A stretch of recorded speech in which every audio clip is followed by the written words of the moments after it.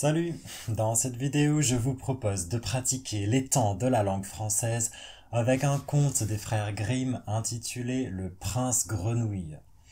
Dans ce texte, vous trouverez beaucoup de passés composés, d'imparfaits, de passés simples, mais aussi de l'impératif et quelques conditionnels. Comme toujours, le vocabulaire en gras dans le texte est traduit en anglais dans la marge et les verbes conjugués sont colorés. À chaque couleur correspond un temps de la langue française et un code couleur se trouve également dans la marge. Je vous souhaite une bonne écoute et une bonne lecture. 1. Dans des temps très anciens, alors qu'il pouvait encore être utile de faire des vœux, vivait un roi dont toutes les filles étaient belles. La plus jeune était si belle que le soleil, qui en a cependant tant vu, s'étonnait chaque fois qu'il illuminait son visage.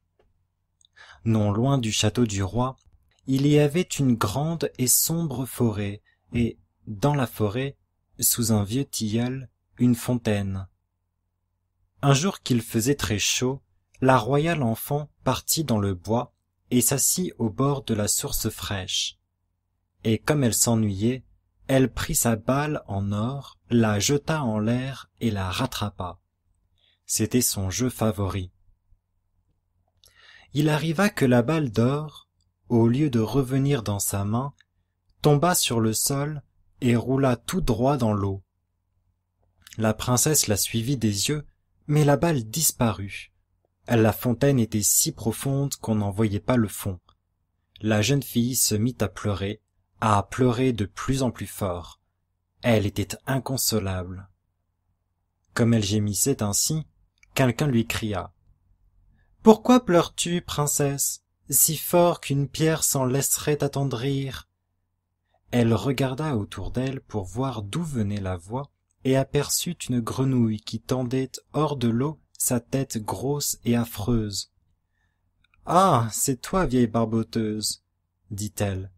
« Je pleure ma balle d'or qui est tombée dans la fontaine. »« Tais-toi et ne pleure plus, » dit la grenouille. « Je vais t'aider. »« Mais que me donneras-tu si je te rapporte ton jouet ?»« Ce que tu voudras, chère grenouille, » répondit-elle. « Mes habits, mes perles et mes diamants, et même la couronne d'or que je porte sur la tête. »« Je ne veux ni de tes perles, ni de tes diamants, ni de ta couronne.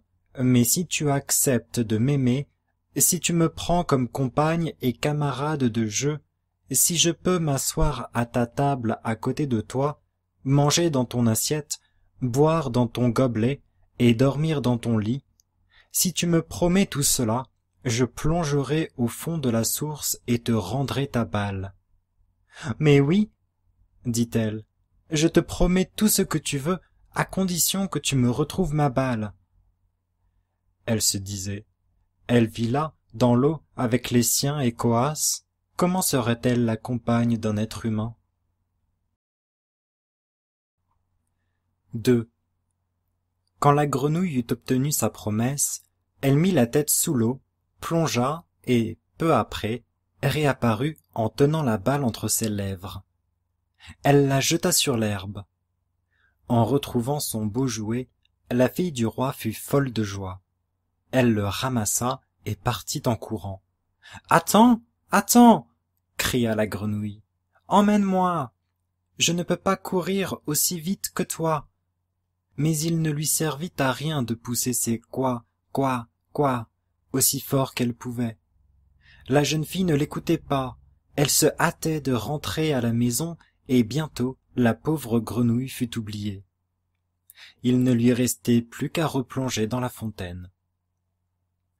Le lendemain, comme la petite princesse était à table, mangeant dans sa jolie assiette d'or, avec le roi et tous les gens de la cour, on entendit « plouf, plouf, plouf, plouf » quelque chose qui montait l'escalier de marbre. Puis on frappa à la porte et une voix dit « Fille du roi, la plus jeune, ouvre-moi » Elle se leva de table pour voir qui était là. Quand elle ouvrit, elle aperçut la grenouille. Elle repoussa bien vite la porte et alla reprendre sa place. Elle avait très peur. Le roi vit que son cœur battait fort et dit « Que crains-tu, mon enfant? Y aurait-il un géant derrière la porte qui viendrait te chercher ?»« Oh non, répondit-elle, ce n'est pas un géant, mais une vilaine grenouille. »« Que te veut cette grenouille ?»« Ah, cher père, hier, comme j'étais au bord de la fontaine et que je jouais avec ma balle d'or, celle-ci tomba dans l'eau. Parce que je pleurais bien fort, la grenouille me l'a rapportée. Et comme elle me l'a demandé avec insistance, je lui ai promis qu'elle deviendrait ma compagne. Mais je ne pensais pas qu'elle sortirait de son eau, et voilà qu'elle est là, dehors, et veut venir auprès de moi. » Sur ces entrefaites, on frappa une seconde fois à la porte, et une voix dit « Fille du roi, la plus jeune, ouvre-moi. Ne sais-tu plus ce qu'hier, au bord de la fontaine fraîche, tu me promis? Fille du roi, la plus jeune, ouvre-moi. » 3. Le roi dit alors « Ce que tu as promis, il faut le faire. Va et ouvre. » Elle se leva et ouvrit la porte. La grenouille sautilla dans la salle, toujours sur ses talons, jusqu'à sa chaise. Là, elle s'arrêta et dit « Prends-moi auprès de toi. » La princesse hésita, mais le roi lui donna l'ordre d'obéir. Quand la grenouille fut installée sur la chaise, elle demanda à monter sur la table, et quand elle y fut, elle dit « Approche ta petite assiette d'or, nous allons y manger ensemble. » La princesse fit ce qu'on voulait, mais c'était malgré tout de mauvais cœur.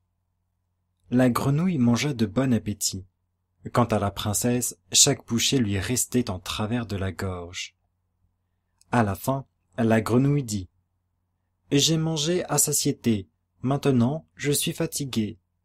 Conduis-moi dans ta chambrette et prépare ton lit de soie, nous allons dormir. » La fille du roi se mit à pleurer.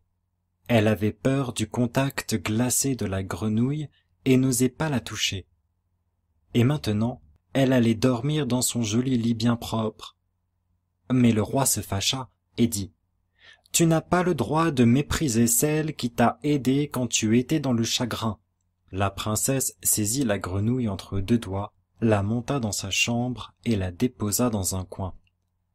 Quand elle fut couchée, la grenouille sauta près du lit et dit « Prends-moi, sinon je le dirai à ton père. » La princesse se mit en colère, saisit la grenouille et la projeta de toutes ses forces contre le mur.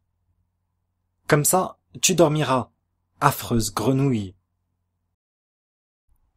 4. Mais quand l'animal retomba sur le sol, ce n'était plus une grenouille. Un prince aux beaux yeux pleins d'amitié la regardait. Il en fut fait selon la volonté du père de la princesse.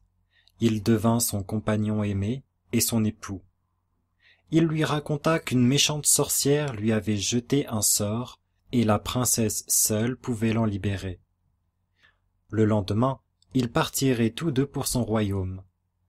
Ils s'endormirent et, au matin, quand le soleil se leva, on vit arriver une voiture attelée de 8 chevaux blancs.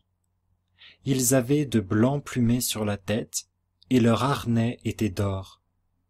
À l'arrière se tenait le valet du jeune roi. C'était le fidèle Henri.